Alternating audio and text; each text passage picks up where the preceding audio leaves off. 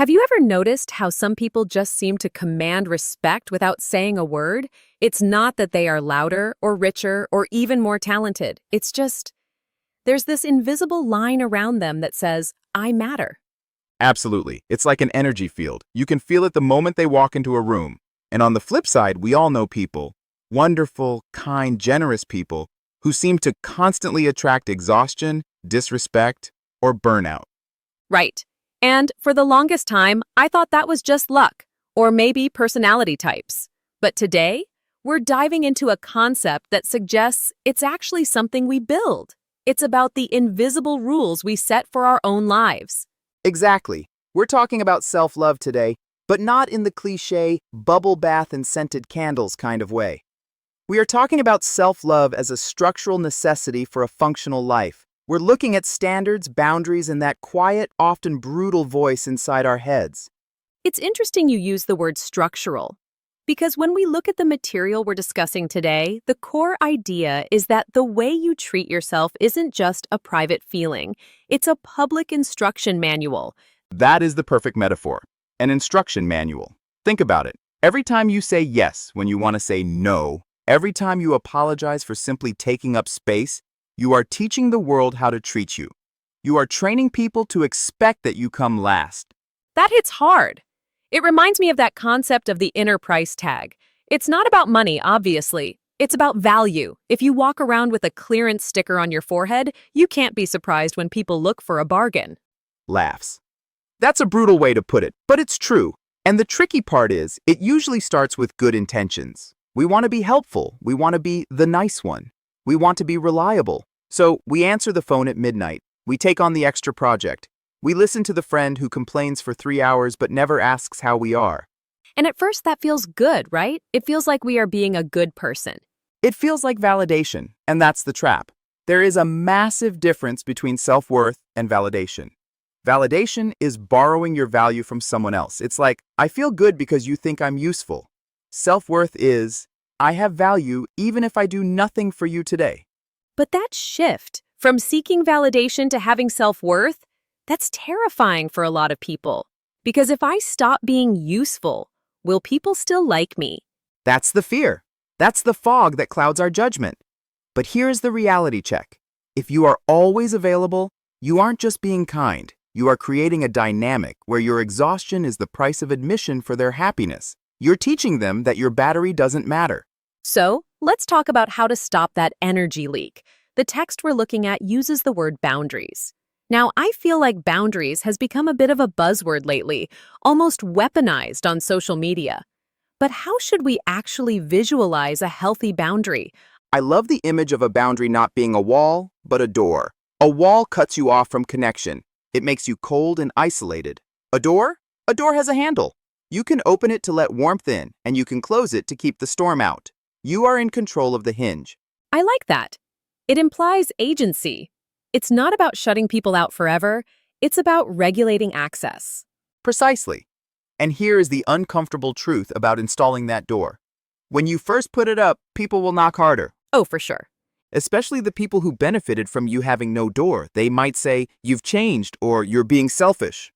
But that discomfort, that is not a sign you're doing something wrong. That is a sign the boundary is working. It's growing pains. But you mentioned selfishness. I think that's the biggest barrier for people. We are socially conditioned to believe that prioritizing our own rest is an act of selfishness. We have to reframe that. Think about the battery thief concept. If you let yourself get drained to 0% because you're afraid of looking selfish, what good are you to anyone? You become irritable, resentful, and fragile. The most generous thing you can do for the people you love is to show up as a whole, rested, functional human being. So saying, I can't do this today, isn't an attack on them. It's a protection of the relationship. Exactly.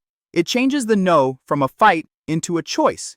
You aren't rejecting the person, you are declining the request to protect your energy. Let's pivot to what happens when we don't do this, when we don't have that door and we rely on external validation. We become incredibly fragile. The material mentioned how one rude comment online or one weird look from a coworker can crash your whole day. That's the remote control effect. You are essentially handing the remote control of your emotions to strangers. One click and you're sad. One click and you're anxious. Why do we do that?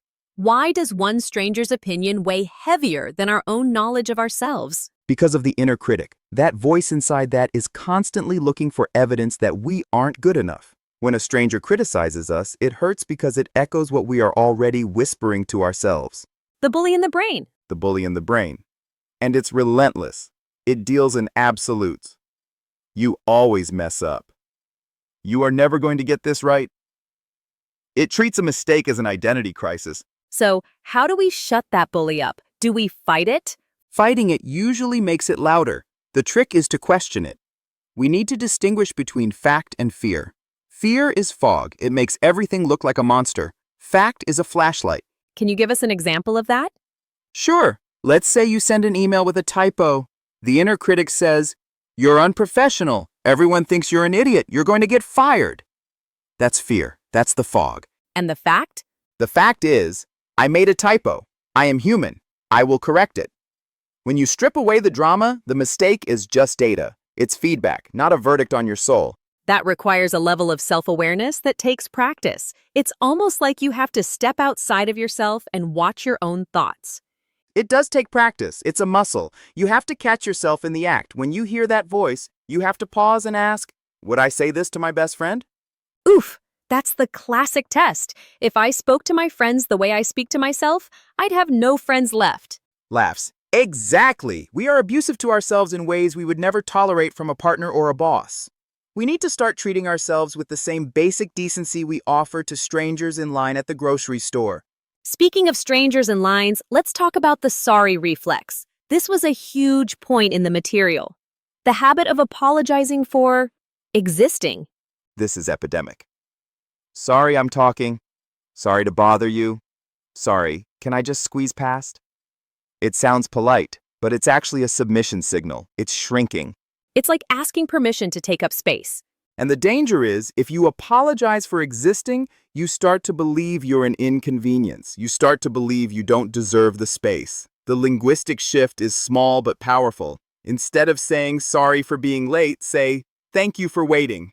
I love that swap. It turns a negative into an appreciation. It maintains your dignity while acknowledging the other person. Precisely. It keeps you on equal footing. Now, I want to touch on something that happens after we start doing all this work. Let's say we set the boundaries, we stop over-apologizing, we quiet the critic. Life still happens. We still fail. We still have bad days. The concept of bouncing back seems vital here. Resilience, yes, but not the tough-it-out kind of resilience. We're talking about soft resilience. Soft resilience? Hard resilience is refusing to break. Soft resilience is breaking, acknowledging the pain, and then putting yourself back together with compassion. It's about forgiveness. Forgiving yourself seems harder than forgiving others. Because we carry our past mistakes like a backpack. We think if we put the backpack down, we'll forget the lesson. But you can keep the lesson and drop the weight. That's a beautiful image. Keeping the lesson, dropping the weight. Because that weight, that shame, it doesn't make us better people. It just makes us tired. It paralyzes us. Shame is a terrible fuel for improvement. You can't hate yourself into a better version of yourself. You have to love yourself enough to want to grow. That's where the small wins come in. Right. Don't try to fix your whole life in a day. Just drink the water, send the one email, walk around the block. Those are the bricks. You build confidence brick by brick. You prove to yourself, hey, I showed up for myself today, even if it was just for 5 minutes. That builds trust. And self-trust is the ultimate form of self-love. It really circles back to that idea of the clean window. When you stop doom scrolling, when you stop seeking validation, when you forgive yourself, the window clears up. You can finally see who you actually are. And you might find that you actually like the person you see. You realize that happiness isn't this distant reward you get after you're perfect. Happiness is available now in the small moments, the coffee, the sunlight, the quiet. But you have to make space for it. You have to clear the clutter. If your mind is full of, I should be better, and what do they think of me, there is no room for joy to sit down. So as we wrap up this discussion, it feels like the takeaway isn't about adding more to our to-do lists. It's not task 1, love yourself. It's about subtraction. It is. It's about subtracting the guilt, subtracting the need for approval, subtracting the harsh voice. It's about stripping away everything that isn't you, so you can finally just be. And realizing that being is enough.